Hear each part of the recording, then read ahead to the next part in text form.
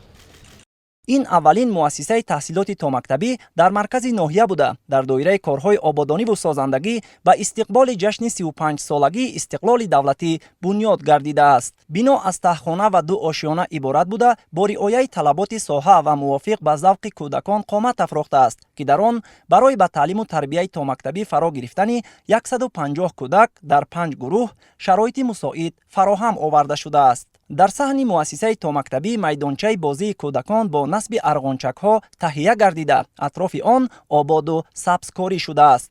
иншооти мазкур дар заминаи дастуру супоришҳои президенти кишвар муҳтарам Эмомалӣ Раҳмон, ки зимни ироаи паём ба Маҷлиси олии ҷумҳурии Тоҷикистон таъкид карда буданд, вобаста ба фарогирии бештари кӯдакон ба таълиму тарбияи томактабӣ бо харҷи 8 миллион сомонӣ бунёд гардидааст.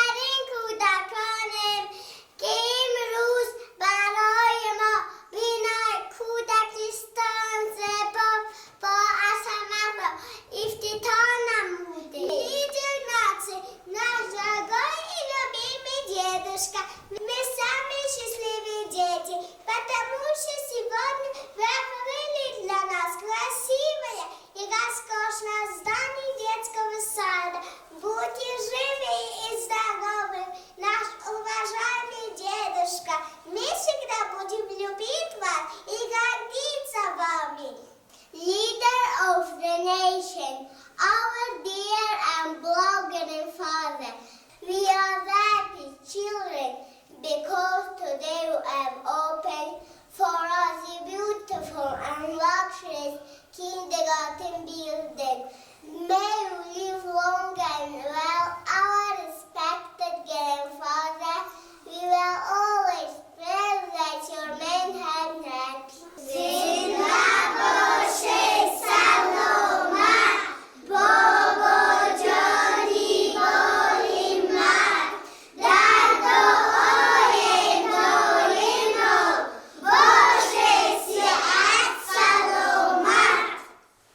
муассисаи таҳсилоти томактабии рақами 3 аз 21 ҳуҷраи машғулиятҳои амалӣ, хобгоҳ, ошхона, сардхона, амборхона ва дигар ҳуҷраҳои ёрирасон иборат буда, бо дастгоҳу лавозимоти зарурӣ муҷаҳҳаз гардонида шудааст. امروز یک روز تاریخی و خاطرمان برای ساکنان ناحیه شغنان و خصوصاً برای کلکتیو کودکستان پیروان پیشوا می باشد. با تشریف پیشوای معظم ملت جناب عالی محترم امام علی رحمان این کودکستان به طور رسمی افتتاح گردید. ما از صمیم دل اظهار سپاس می نماییم که تحت سروری پیشوای ملت به ساحه معارف خصوصاً تعلیم و تربیه تا مکتبی توجهی پیوسته ظاهر می گردد. کودکستان رقم 3 برای 150 نفر کودک پیش بینی شده است و جوابگوی تمام طلبات زمان معاصر بوده برای تعلیم و تربیه کودکان محیط سالم، زمانوی و پرمحبت را تامین می نماید. این همه البته نتیجه سیاست معارف پرورانه راهبریت عالی کشور است. ما هیئت آموزگاران مسئولیت را به خوبی درک میکنیم و کوشش خواهیم کرد فرزندان عزیز ملت تاجیک را در روحیه وطن دوستی، اخلاق حمیده و معرفت بلند شهروندی تربیت نماییم، چنانکه شایسته پیروان پیشوای ملت است. در همین جا پیشوای ملت محترم امام علی رحمان با طور فاصلوی 3 مؤسسه تحصیلاتی تا مکتبی را در شهر خاروغ و 5 مؤسسه تحصیلاتی تا مکتبی دیگر را در دهه‌های دوردست ناحیه شغنان مورد استفاده قرار دادند. اطلاع داده شد که 3 مؤسسه تحصیلاتی تا مکتبی در شهر خاروغ با تشبث صاحبکاران محلی بنیاد گردیده در آنها برای فراگیری 150 کودک با تعلیم و تربیت تا مکتبی شرایط مساعد فراهم آورده شده است. 5 مؤسسه تحصیلاتی تا مکتبی تازه بنیاد در دهه‌های دوردست چرسم و بیست، تربت، رحمان آباد و راژ ناحیه شغنان نیز در زمینه سیاست معارف پرورانه پیشوای ملت محترم امام علی رحمان از حساب مبلغ‌های بودجتی، شریکان رشد و سهم ساکنان محل بنیاد گردیده است. بینای مؤسسه‌های ساحه معارف وابسته به طلبات محل بنیاد گردیده در آنها زیاده از 230 کودک به تحصیلات تا مکتبی فرا گرفته می‌شوند. در رسم افتتاح انشاءات ذکر شده به همه کودکان بخشیده به روز وحدت ملی تحفه‌های پیشوای ملت محترم امام علی رحمان تقدیم گردید که شادی و نشاط آنها را دوچند نمود.